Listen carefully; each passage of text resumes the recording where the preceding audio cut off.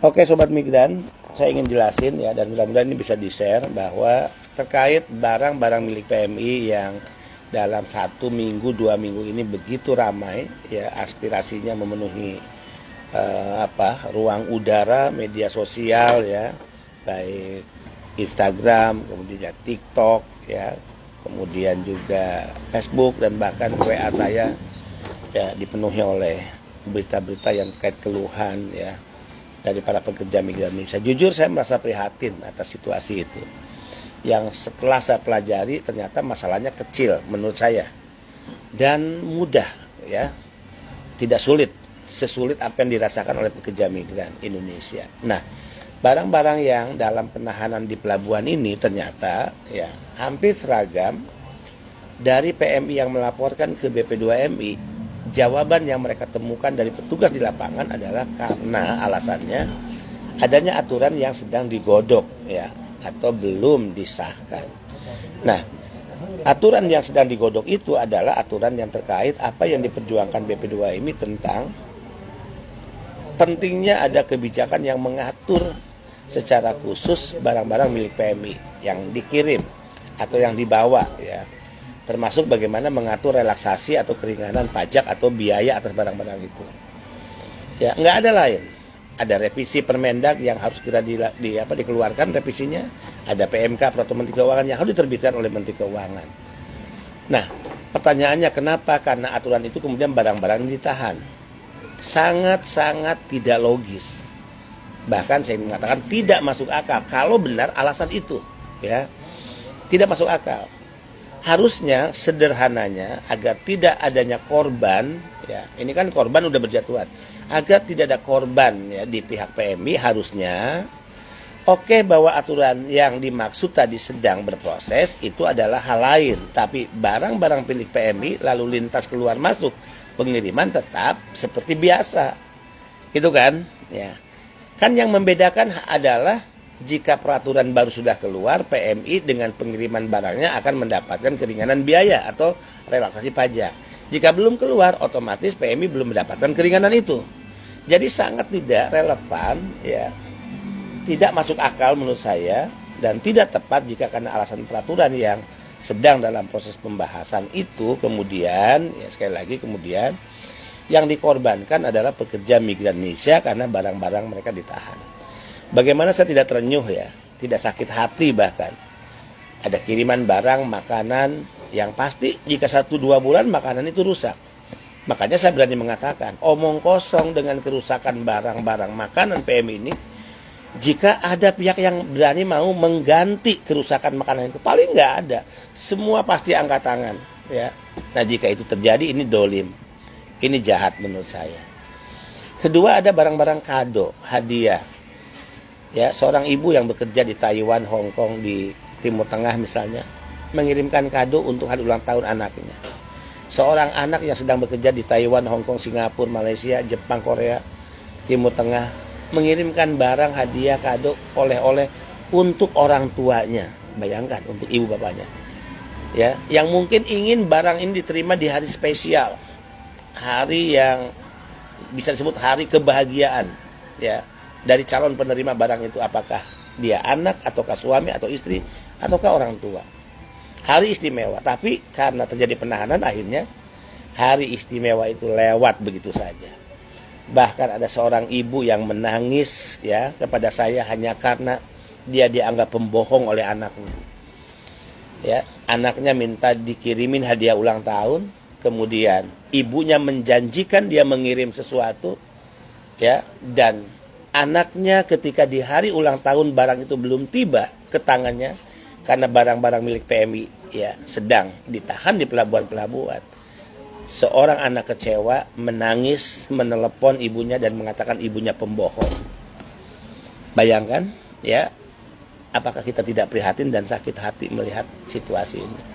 Saya ingin menggunakan logika terbalik. Wahai Anda-Anda yang punya otoritas, jika itu terjadi pada Anda, kira-kira bagaimana? Jika anak Anda, jika Anda sekarang yang menahan barang-barang itu, tapi suatu saat jika terjadi pada anak Anda, di mana Anda mengirim kado yang tidak tepat sampai di hari istimewanya, hari kebahagiaannya, kira-kira apa yang Anda rasakan?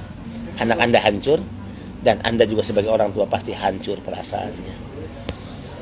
Ya, ini menyedihkan menurut saya. Termasuk bagaimana anak ingin berbakti kepada kedua orang tuanya. Mungkin si anak sudah terlanjur menjanjikan untuk memberikan sesuatu kepada ibunya, bapaknya.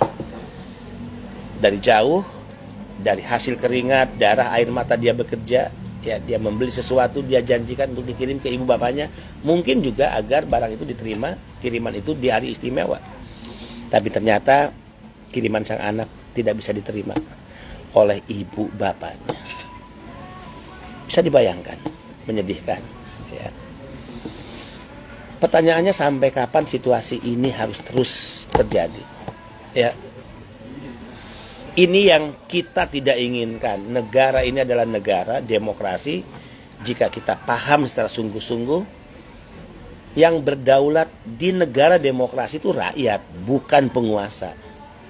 Bukan presiden, bukan para menteri, bukan para kepala badan, ya, bukan para anggota TNI, bukan para anggota Polri, ya, bukan para staf di kementerian-kementerian lembaga, bukan kepala daerah, bukan para anggota DPR yang terhormat, bukan. Semua mereka itu dipilih oleh rakyat, semua mereka itu menerima uang gaji setiap bulan dari uang rakyat, uang yang disumbangkan termasuk oleh pekerja migran Indonesia. Jadi dolim, jahat jika kita yang merasa menerima gaji tiap bulan, yang gaji itu dimakan oleh anak istri kita di rumah, yang dengan gaji dari sumbangan rakyat dan pekerja migran itu membuat anak kita masih bisa melanjutkan pendidikan, ya. Bahkan karena kita punya jabatan, akhirnya kita mendapatkan fasilitas rumah dinas, kemudian mobil dinas, tapi kita tidak menunjukkan sebuah itikat baik, rasa empati dan peduli pada PMI. Bahkan kita mendolimi mereka. Saya percaya dengan hukum karma, ya. Maka pertanyaannya, bagaimana kalau laknatullah itu datang kepada Anda? Ya. Bagaimana kalau doa-doa orang-orang tertindas, ya, yang merasa dijolimi para PMI, yang jutaan orang ini akhirnya mendoakan hal buruk pada Anda? Hati-hati, ya. Saya ingin hanya menyampaikan hati-hati, mudah-mudahan kita tidak menjadi bagian atau manusia yang dimasukkan ke dalam golongan orang-orang yang didoakan hal-hal buruk oleh rakyatnya. Kita ingin semua kita didoakan hal-hal yang baik, tapi jika rakyat habis kesabaran karena dia merasa suaranya tidak didengar, aspirasinya diabaikan, hak-haknya diterlantarkan, bahkan didolimi oleh kekuasaan, maka yang kita khawatirkan adalah kita menjadi orang yang setiap hari hanya akan mendapatkan doa-doa buruk, ya, dari rakyatnya, dari para pekerja migran Indonesia. Sampai hari ini Sobat Migran, dengan surat yang kita kirim ke Ibu Menkyu belum ada jawaban. Tentu saya ingin melaporkan, mengupdate, karena jika ada jawaban pasti saya sampaikan lagi. Ini loh jawabannya, ya. Nah, sampai hari ini surat itu belum ada respon dari Ibu Menteri, dan saya orang yang sangat percaya mengenal Ibu Menkyu, Ibu Sri Mulyani. Dia orang baik, dia memiliki kepedulian pada PMI. Saya pernah bicara langsung, ya, empat mata dengan beliau. Nah, situasi ini pasti, ya, tidak beliau ketahui apa yang terjadi di lapangan dengan penahanan-penahanan barang.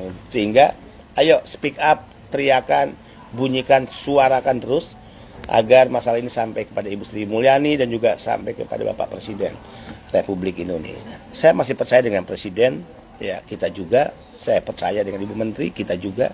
Mereka orang-orang baik, ya.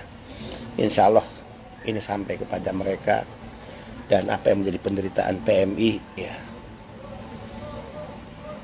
cepat selesai dan cepat diakhiri. Atas nama orang yang hari ini sedang mendapatkan kepercayaan dari negara, kepercayaan rakyat, demi Allah saya meminta maaf kepada pekerja migran Indonesia. Walaupun saya tahu ini bukan kewenangan saya.